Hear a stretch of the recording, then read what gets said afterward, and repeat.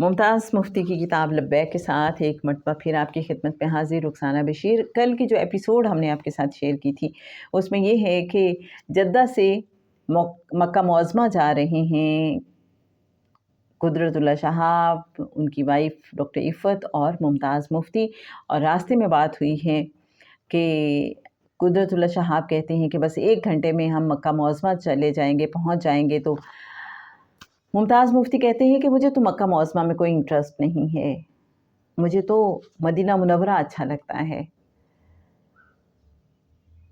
اور اس کے بعد گاڑی میں خاموشی چھا گئی ہے۔ اب دیکھتے ہیں کہ پھر کیا ہوا۔ آج کا عنوان ہے انہیں کتنا دکھ ہوتا۔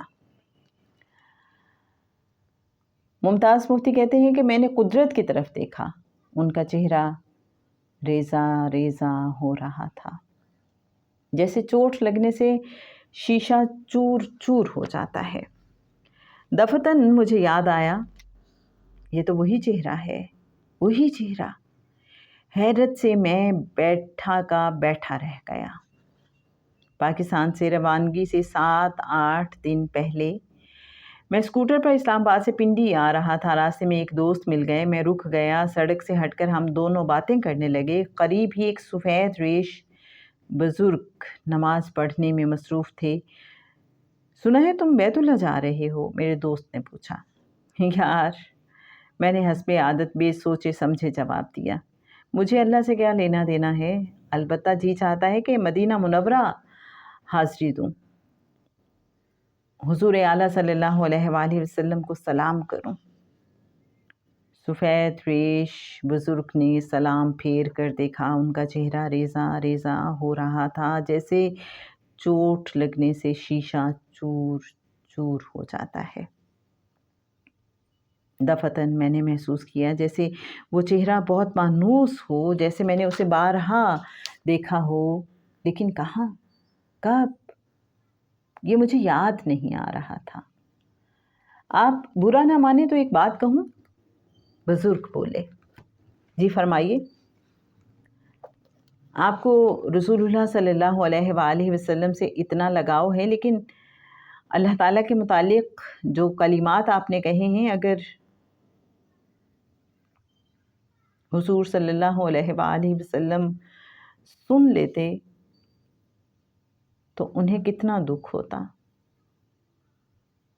کیا آپ کو اس کا اندازہ ہے؟ بزرگ کی بات سن کر میں بہت شرمسار ہوا، لیکن میں نے کوشش کر کے ان جذبات کو دبا دیا۔ اگر میں غلطی کر بیٹھوں تو احساس ندامت کو دبا دیا کرتا ہوں، یہ میری پرانی عادت ہے۔ دوست کو خدا حافظ کہہ کر میں اسکوٹر پر سوار ہو کر چل پڑا۔ انہیں کتنا دکھ ہوتا، میرے دل سے آواز ابھری۔ میں نے کوشش کر کے اسے دبا دیا، لیکن وہ پھر ابھری، حتیٰ کہ سڑک پر چلتی ہوئی موٹروں کے ہارن چلا چلا کر کہنے لگے، انہیں کتنا دکھ ہوتا، انہیں کتنا دکھ ہوتا۔ پھر ساری فضا اس آواز سے گونجنے لگی۔ کالی سڑک دوڑ رہی تھی، موٹر میں گہری خاموشی طاری تھی۔ ڈاکٹر عفت بت بنی بیٹھی تھی، قدرت اللہ کا چہرہ ریزہ ریزہ تھا، اس پر عجز و انکساری اور التجا کے ڈھیر لگے ہوئے تھے۔ ان کے چہرے پر اتنا تاسف، اتنی ندامت تھی، جیسے اللہ تعالیٰ کے متعلق وہ کلمات میں نے نہیں بلکہ انہوں نے خود کہے ہوں۔ ان کے چہرے کا ریزہ ریزہ کہہ رہا تھا، انہیں کتنا دکھ ہوا ہوگا، انہیں کتنا دکھ ہوا ہوگا۔ پھر دفتن مجھے وہ بات یاد آ گئی۔ ایک روز میں نے قدرت سے پوچھا تھا، آپ کے نزدیک افضل ترین عبادت کون سی ہے؟ بولے، افضل ترین عبادت ہماہنگی ہے۔ میں سمجھا نہیں۔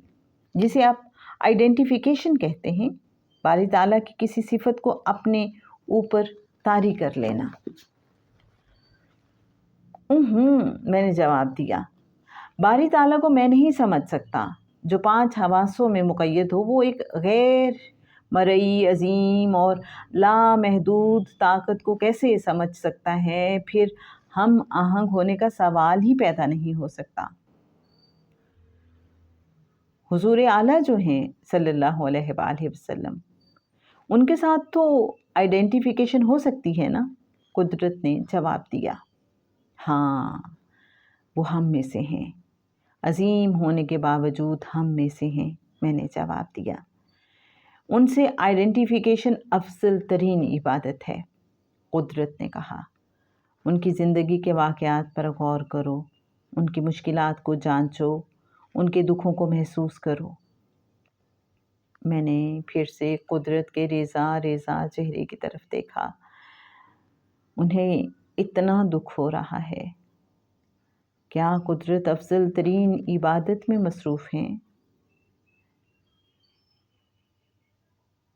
ڈاکٹر عفت نے سر اٹھا کر غور سے اپنے شوہر کی طرف دیکھا اور پھر ایک لمبی آہ بھر کر آنکھیں جھکا لیں۔ کیا یہ اپنے شوہر کے دکھ کو محسوس کر رہی ہیں؟ میں نے سوچا۔ ندامت سے میری پیشانی بھیگ گئی۔ دیر تک میں سر جھکائے بیٹھا رہا۔ قدرت اور عفت دونوں خاموش تھے۔ رابطہ افسر غنی پہاڑوں کی طرف دیکھ رہا تھا۔ عرب ڈرائیور چپ چاپ گاڑی چلا رہا تھا۔ پتہ نہیں ہم سب کتنی دیر یوں چپ چاپ بیٹھے رہے۔ پھر دفتن غنی کی آواز نے ہمیں چونکا دیا۔ ہم مکہ معظمہ میں داخل ہونے والے ہیں۔